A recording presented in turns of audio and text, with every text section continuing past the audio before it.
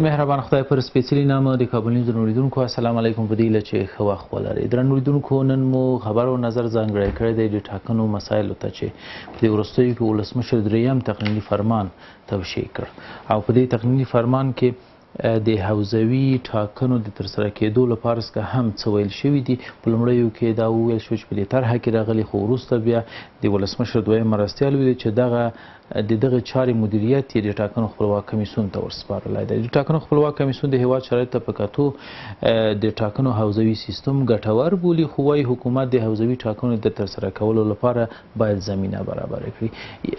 بېلابېل غبرګونونه، یو شمېر بنسټونه او په دې برخه کې اړوندې ادارې وایي چې دغه سیستم ګټور دی د ټاکنو لپاره څخه، خو ځینې نور بیا وایي چې نه، د هیواد شرایطو ته په کتو ښایي ستونزې هم ولري. نن موږ پر همدې مسایلو بحث لرو چې ګټې او تاوانونه یې څومره دي، ګټې ډېرې دي که تاوانونه یې ډېر دي، کوم مسایل باید ورکې په پام کې ونیول شي چې رښتیا هم ګټه یې ډېره شي. له ما سره په بحث کې میلمه ده د ملي ثبات د ټولنې رئیس او د ټاکنو د خپلواک کمیسیون پخوانی دارالانشا رئیس ښاغلی ضیاء الحق امرخیل. په دې هیله چې تاسو مې هم ملتیا وکړئ. امرخیل صاحب ستړي مه شئ. ډېره زیاته مننه کوم. کور اباد خیر اوسئ. امرخیل صاحب لومړۍ پوښتنه به مې دا وي، د اصلاح لپاره څخه یو ستر او ښه ګام دی که د وخت د ضایع لپاره څخه بیا هم پالمه جوړول؟ ډېره زیاته مننه. زه خپل سلامونه تاسو او همدارنګه د کابل نیوز د تلویزیون د لارې د افغانستان نجیب او شریف ولس ته وړاندې کوم. مننه کوم. بحث دا ده چې دوه اړخه لري. یوې دا ده چې په خپله دا سیستم څومره ګټور ده او بل بحث یې دا ده چې څومره قابل د تطبیق ده. بنان یو ویره موږ لرو. ویره دا ده چې بدبختانه د اصلاح په نامه باندې موږ یو نیم کال تېر کړ، اصلاح د کمیسیون د انتخاباتو. اما په دې یو نیم کال کې 2 ځلې کمیسیونونه ایجاد شول چې دا موضوع پر مخ باندې ویسي، اما دواړه ځله بدبختانه موږ ونه توانېدلو چې داسې طرحې د دوی وړاندې کړي چې هغه قابل د تطبیق په افغانستان کې وي. دوهم بحث دا ده چې موږ باید په د روان کال په سرطان کې باید ولسي جرګې په خپل کار باندې پیل کړی وای. بدبختانه هغه کار هم ونسو. ورځ په ورځ باندې وخت له لاسه ورکوو او د دې تر څنګ دغه تقنیني فرمان چې 13 ورځ ولسمشر امضا کړ، 13 ورځ ولسمشر ولیږل د ټاکنو خپلواک کمیسیون ته، په هغې کې یو هم موضوعات واضح نه دي، ګونګ دي. اول دا موضوع ګونګ ده چې دواړو مشرانو سره له دې نه چې کابینې رښتیا بحث ورباندې وکړه او کابینې دا تایید کړه تک حوزهیي سیستم یا واحد کرسیي سیستم په افغانستان کې. اما د کابینې د تایید نه وروسته د ډاکټر صاحب عبدالله او د ډاکټر صاحب غني ترمنځ په دې باندې توافق نه کېده. بنان دواړو د موضوع د ټاکنو خپلواک کمیسیون ته محول کړه. اوس د ټاکنو خپلواک کمیسیون دغه قوت نه لري او دویم دا چې دلته یو شرط ایښی دی چې دا به نوی کمیسیون تطبیق کوي. نوی کمیسیون معنا نوي کمیشنران به راځي. نوي کمیشنران به هم د دواړو ډلو څخه راځي، هم به د ډاکټر صاحب غني له ټیمه وي، هم به د ډاکټر صاحب عبدالله له ټیمه وي. تبعیده لکه نور ادارات تقسیم سوې. هغوی به تجربه د دې نه لري. کله چې تجربه نه لري هغوی میاشتو دې ته اړتیا ده چې د ټاکنو په پروسه باندې ځان پوه کړي، همدارنګه د ټاکنو په اداره باندې ځان پوه کړي، همدارنګه معلومات ترلاسه کړي، بحثونه وکړي مدني ټولنو سره، نهادونو سره، احزابو سره، سیاسیونو سره. نو دا میاشتو ته اړتیا ده. بیا هم ویره د دې موجود ده که چیرې د ټاکنو خپلواک کمیسیون په 3 میاشتو کې په اساس د تقنیني فرمان چې دوی صادر کړی ده خپله طرحه حکومت ته وړاندې کړي، د دې تضمین موجود نه ده چې هغه طرحه دې ومنل سي. د دې تضمین موجود نه ده چې هغه طرحه دې ومنل سي. بنان دغه ستونزې موجود دي. اما په خپل ذات کې واحد کرسیي سیستم یا ځانګړي کرسیي سیستم په افغانستان کې دا ګټور ده. دا د ولسونو په خیر ده. پر دې به وغږېږو چې ګټې څومره دي. امرخیل صاحب لومړۍ پوښتنه او اندېښنه دا ده چې ښایي بیا هم د وخت د ضایع لپاره څخه یوه هڅه ده. هېڅ ډول دې کې هېڅ شبهه نشته ده چې کافي وخت به زموږ ضایع کېږي. دا نننۍ ورځ د دې شاهد وي د افغانستان ولس په جریان کې اوسي چې کله دوی 3 میاشتې د ټاکنو خپلواک کمیسیون ته د دې ورکوي. اول خو د ټاکنو خپلواک کمیسیون کوم کمیسیون ته خپله د کمیشنرانو ټاکل کافي ودې ته ضرورت لري. د کمیشنرانو ټاکل میاشتو میاشتو ته اړتیا ده چې هغه باید وټاکل سي. بنان بیا به هغوی 3 میاشتې په دې باندې کار کوي چې دوی ته د طرحه راوړي حکومت ته. ځکه اوسني کمیشنرانو ته دوی واضح پیغام ده چې تاسو نور موږ سره نه یاستئ. کله چې یو چاته پیغام ورکړي نو طرحه یې څه معنا؟ کله چاته پیغام د دې ورسي چې نور په دې اداره کې ته کار نه کوي، تا باندې زه باور نه لرم، بې باوره یم. په یو څېره چې بې باوره یې د په هغه طرحه به د باور څومره وي. نو بنان ستونزه کافي په دې کې ستا د ویره د دې ستا د بدبختانه چې موږ مقننه قوه به لکه څنګه چې خلاف د نافذه قوانینو عملاً کار کوي، دوی به خپل کار ته ډېر وخت پورې ادامه ورکوي او زه فکر کوم که چیرې حکومت په خپل وخت زما ټاکنې ونه کړي ستونزې نور هم پیدا کیږي نو زما هیله د ولسمشر څخه دا ده چې اساسي قانون د صلاحیت ورکړی ده او د اساسي قانون د نگهبان ده محافظ ده نو بنا دغه موارد ته توجه وکړي او اهل خبره سره بحث وکړي سیاسیونو سره بحث وکړي افغانانو سره په دې باندې بحث وکړي او د قانون په اساس باندې اقدام وکړي نو ویره دلته موجود ده چې ځنډنه کیږي پروسه ډیره زیاته څه چې دې کې بله ستونزه ګورو هغه دا ګورو چې نه تنها یوازې د بهرنیانو نظر هم ډیر زیات مهم ده په دې کې تر اوسه پورې موږ ته معلوم نه ده چې هغوی په دې مورد باندې څه نظر لري زه فکر کوم چې هغوی هم تر یو حده پورې د طرحې سره ډیر موافق نه دي څومره چې معلومات لرم د بیرون نه اورم ځینو سره مې خبرې په انفرادي شکل باندې کړي دي اما په ټوله کې تکرسي سیستم په افغانستان مشکل حل کولی سي د قومونو نمایندګي په ښه شکل باندې کېدلی سي همدارنګه د وکیل او د معاکل ترمنځ رابطه قایمېدلی سي مصارف ډېر زیات کمیږي اقلیتونو ته ډېره زیات په ګټه ده اوس موږ تاسو ګورو چې برانسي په افغانستان کې بلوچ او ستر قوم نه موږ یو نماینده ته نه لرو پشایان ورونه د موږ باتوره قوم ده په دې مملکت کې قرباني ورکړې ده هلې ځلې کوي یو مهم اړخ ده اما نن یو نماینده موږ په ولسي جرګه کې ته نه لرو همدارنګه ترکمنان ورونه موږ نماینده نه لرو همدارنګه ځینې نور وړو قومونه نه لرو او عموما تمرکز یوازې په ښاریاتو باندې سوی ده اوس د ننګرهار بحث ته که وګورو خوږیاڼي 4 ولسوالۍ دي څه کم میلیون نفوس لري اما هلته موږ یو وکیل هم ترې نه لرو د غزني بیلګې وګورئ د نورو بیلګې وګورئ کسان بیا ستاسو له نظر نه برعکس بل نظر لري هغه ده چې په دغه کرسي سیستم کې به بیا هم زورواکان بیا هم زورواکي بیا هم هغه کسان چې په سیمه کې یا په هغه حوزه کې رول لري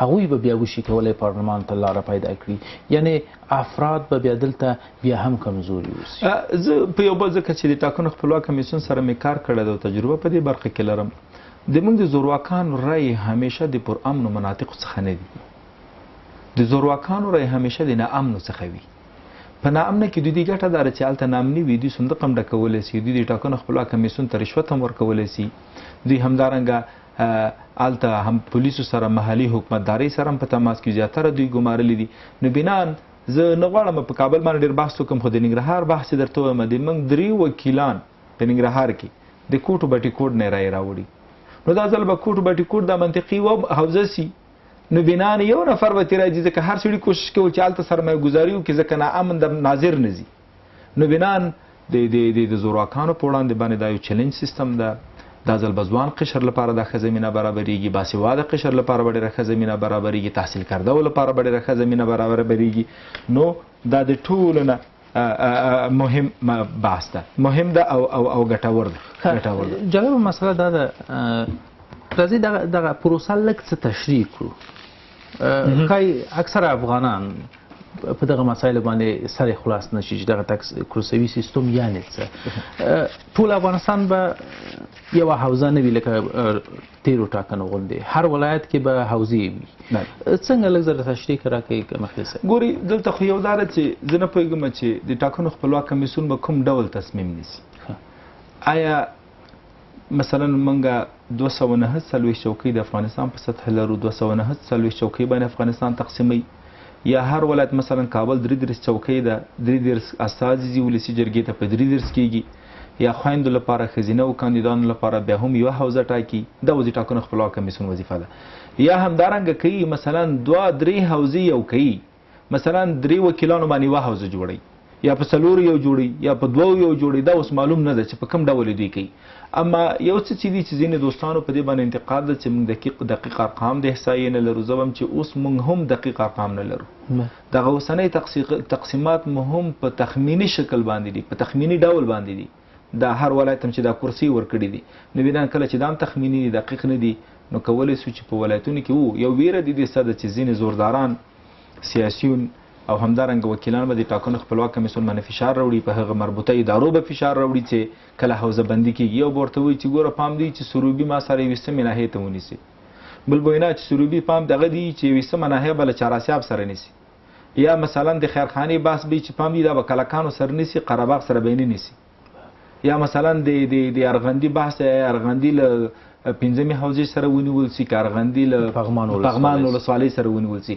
دا فرمایشات سره له دې نه چې اوس هم زه معلومات لرم ځینې دوستانو ځینې وکیلانو سیاسیونو له کمیسیون سره تماس نیولی چې پام دې ګوره دا زما ساحه ده، دلته زما نفوذ ده، نو دغه به یو جنجال پیدا کړي ځکه موږ نظام هغونه قوت نه ګورو په قوي شکل باندې. اما په ټوله کې ځکه په سیستم باندې بحث وکړم، سیستم ډېر زیات ګټور ده. سیستم کې عدالت تامینېږي که په ښه شکل باندې تطبیق سي. مثلا د کابل مسله اوس به کابل حوزوي سیستم که ورته پلی شي په ولسوالیو به تمرکز کېږي که پر ناحیو به تمرکز کېږي، دا یوه ستونزه بیا نه شي رامنځته کېدلی؟ هلته خو د نفوذو بحث ده. مثلا هره ناحیې ته نفوذ ته کتل کېږي، د نفوذو په اساس باندې دا چوکۍ تقسیمېږي. خو تاسو مخکې اشاره وکړه چې ګویا یو بدبختي چې موږ لرو رښتیا همغه نفوذ خو بیا هم یو تقریبي لرو. همدارنګه د تېرو ټاکنو هغه ګډون کوونکو هغه لرو چې په هره ناحیه کې څونه خلکو ګډون کړی ده، په هره ولسوالۍ کې څونه ګډون کړی ده. همدارنګه د معارف نه یو څه ناڅه پیدا کولی سو، دا ډېټا ارقام د ستامې نه موږ همیشه دا مراکز هم ټاکل او محلات هم په یو ولایت کې ټاکل. موږ به 4-5 ارقام سره هغه که دغې اوسط باندې هم بحث کوو، 4-5 مختلفو ادارو ارقام هم راواخیسته. نو بنان هغه امکان لري په هغې کې 5% لوړ یا 5% کم، دونه غټه ستونزه نه ده، دونه غټ مشکل ایجادوي. اما په ټوله کې دا سیستم ګټور ده. زه سخت طرفدار یم د عدالت تامینېږي. غزني موضوع ډېره مهمه موضوع ده. په غزني کې موږ 14 ولسوالۍ څخه یو وکیل نه لرو، اما د 3 ولسوالۍ څخه 11 وکیلان لرو، یا د 2 ولسوالۍ څخه 3 دي، 2 ولسوالۍ د هغې نه 11 وکیلان لرو. بنا دلته عدالت نه تامینېږي. همدارنګه په کندوز کې هم دا ستونزه لرودله، په بغلان کې هم دا ستونزه درلودله، او د دې ترڅنګ په غټو ولایتو کې هم دا ستونزه لرو. یوازې د یو څو کورنۍ خلک ولسي جرګې ته لاره پیدا کوي، ځکه نور په نامنۍ په بانه باندې محرومه کېږي. ډېر وخت په افغانستان کې جنګ د دې په خاطر د ټاکنو په وخت کې کېږي چې هلته رایه ونه غورځي، هلته رقیب رانیسي. تېرو پارلماني ټاکنو کې موږ د مزار شریف د دا ځل حتی یوه رایه هم په صندوق کې وغورځېږي، یو منطقه کې یو حوزه کې په یوه رایه هم څوک کامیابېږي.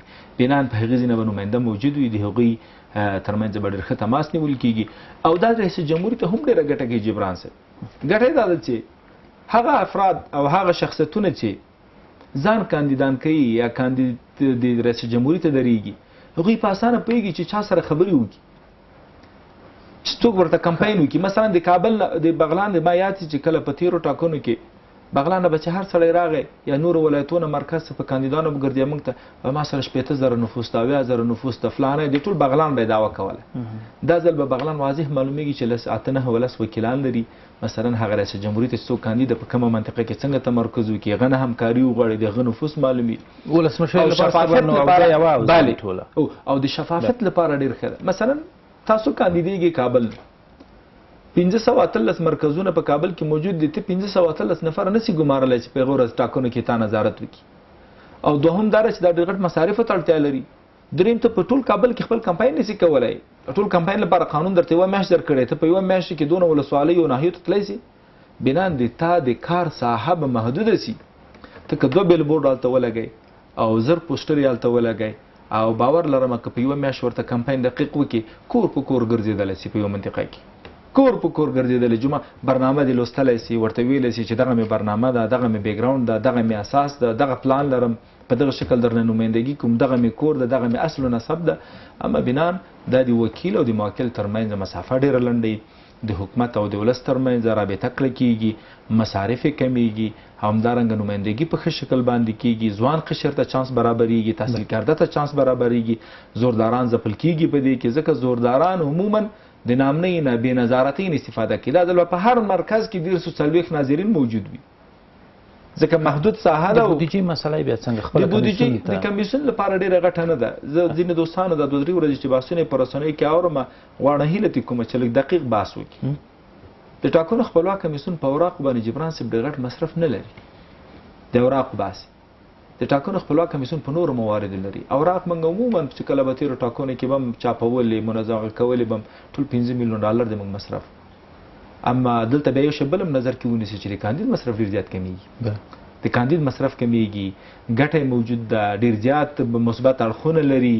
اوس په دې کابل کې ته یو چا نه پوښتنه وکړه، ما ته دواړه کابل کې اوسېږو، ته هم اوسېږې زه هم اوسېږم، زه خپل وکیل نه پېژنم چې زما وکیل څوک دی.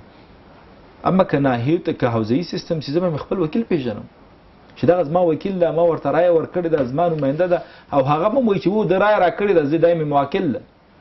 نو بنان ډیره زیاته ګټور سیستم ده دا دوستانو. زه هیله لرم چې د افغانستان حکومت دغسې موضوعاتو ته جدي تدابیر ونیسي، د تطبیق لپاره کوټلې ګامونه واخلي او مجمل د یو شی نه پرېږدي، مشخص دي کړي. ای کاش چې رئیس جمهور واضح یادوري کړې وه چې تک حوزې سیستم کمیسیونه مکلف یې چې کار وکړي.